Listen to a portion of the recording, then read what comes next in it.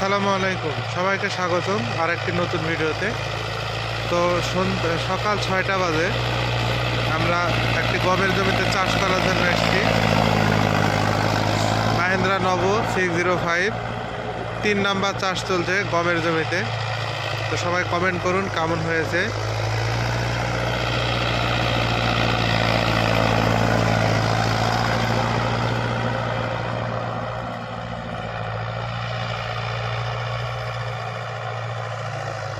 এখনো সূর্য ওঠেনি।